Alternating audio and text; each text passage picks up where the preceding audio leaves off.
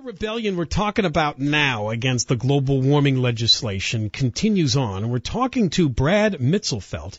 He serves on the Air Board, the Mojave Desert Air Quality Management District's governing board. He's also a first district supervisor for San Bernardino County, and they have sent a letter to the governor and other state officials that they want them to repeal or suspend the global warming law because it's going to kill the economy there, which is already in bad shape. Brad, when you talk to state officials or CARB officials, does anybody care about the jobs that are going to be destroyed because of all this regulation?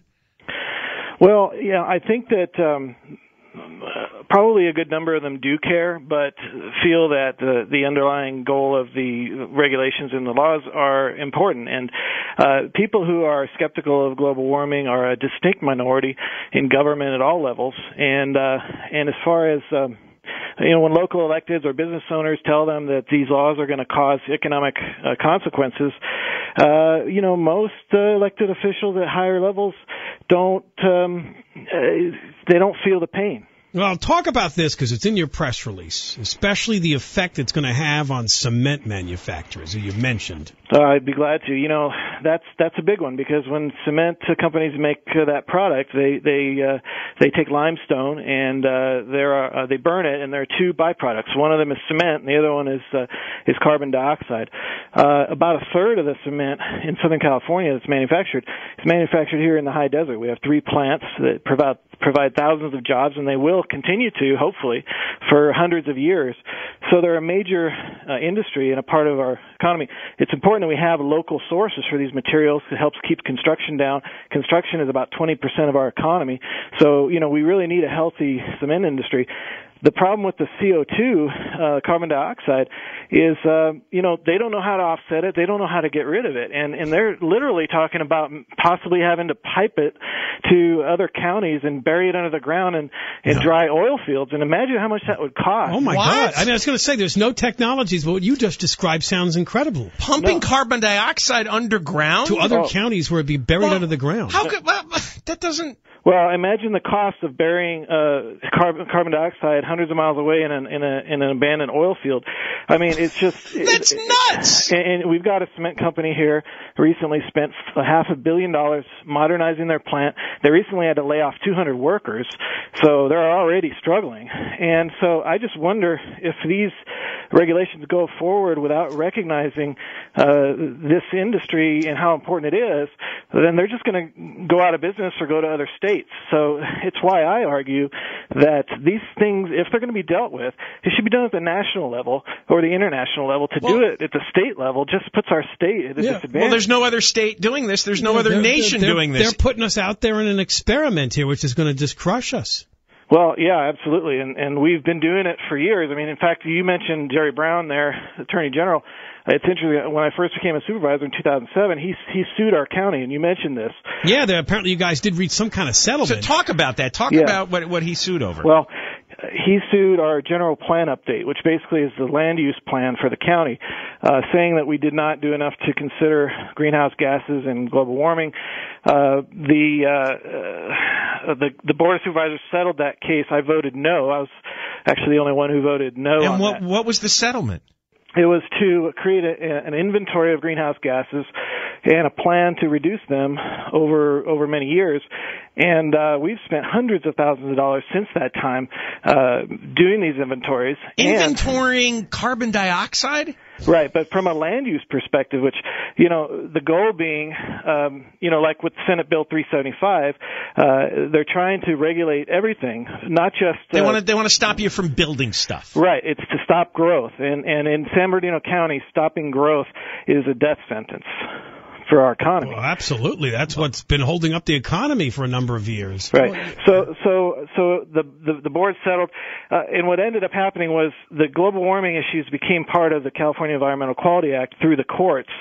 And we actually had in Yucca Valley in the high desert a super Walmart center that was challenged by some local opposition and went to court, and the judge rejected the project from the bench, saying that it didn't do enough to deal with global warming. They had to put more solar panels on the roof, and I'm thinking the courts are going to regulate building standards. A judge is going to decide whether a Walmart builds a A store not? No, that's why we have building codes, and that's why we have local city councils and boards of supervisors to make those decisions. This is crazy.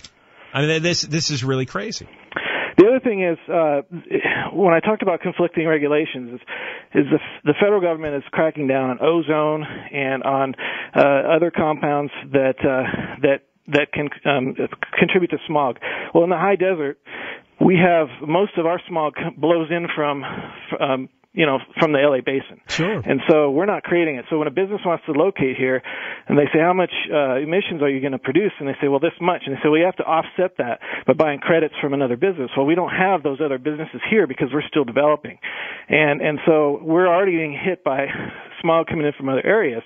Then they say you're getting punished by the smog floating in from Los Angeles. Right. Then we're told to reduce ozone, but the thing is, the only way you can reduce ozone is by burning it. That creates greenhouse gases. Oh, there's your conflict. Right. And then they say, well, you have to reduce your oxides of nitrogen.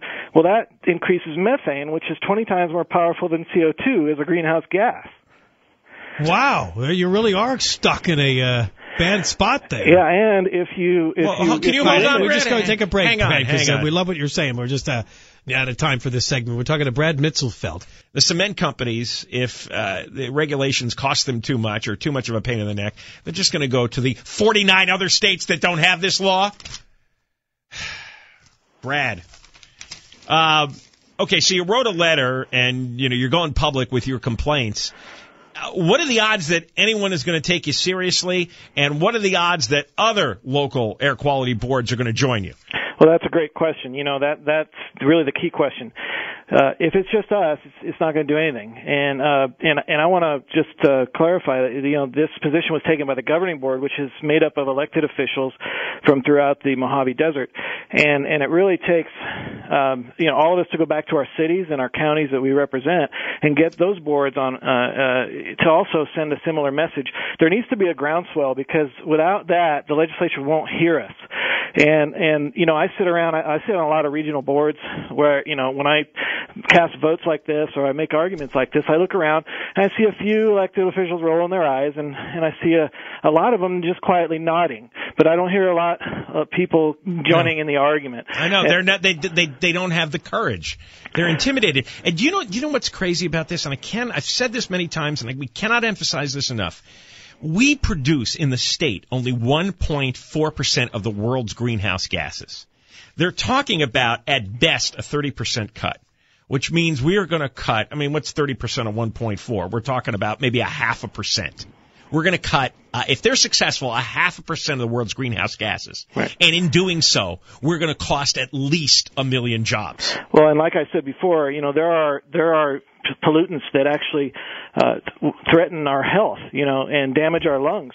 And these AB 32 type regulations are going to make it harder to make those laws effective and to implement those laws. That's such an interesting point, that the real pollution that we want these boards to take care of is the stuff that harms the lungs. Instead, they're going after carbon dioxide, which our lungs manufacture. Right. We create carbon dioxide with our breaths. Right. And they've intentionally confused the two to make you think that carbon dioxide is a pollutant, and it is not. It is not. Carbon monoxide is the pollutant. Carbon dioxide is what we exhale, and it's what the trees breathe in. Right. And in the San Bernardino County, anywhere in Southern California, but especially here, what we need is jobs. We only have half the jobs that we need for our population. So half of our workers drive out of the area, and it's those folks driving, 50 to 100 miles to work. Imagine how much emissions are coming from that. So we can't have our hands tied locally and stop job growth, because then we're just going to keep adding to the commuters on the road. Well, Brad, thank you for speaking publicly on this. We were really surprised to see somebody from a air quality board actually stand up, and you and the rest of the board, because I think it's going to have a powerful impact, and maybe it'll encourage everyone else to revolt. To revolt, because these are people's lives that are going to be permanently. And I imagine, Brad, you're going to be behind this initiative, which is, if it gets enough signatures, it'll be on the ballot to suspend this thing. Yes, and I'll be working on that. But I just want to say, on Monday after this vote, I was walking on air because I was feeling pretty dejected at my lack of progress on working on this stuff. But I know a lot of elected officials listen to your show, and so I just want to say to them, get on board. We need a groundswell, or this isn't going to work. All right, thanks, Brad. Thank you. Thanks very much.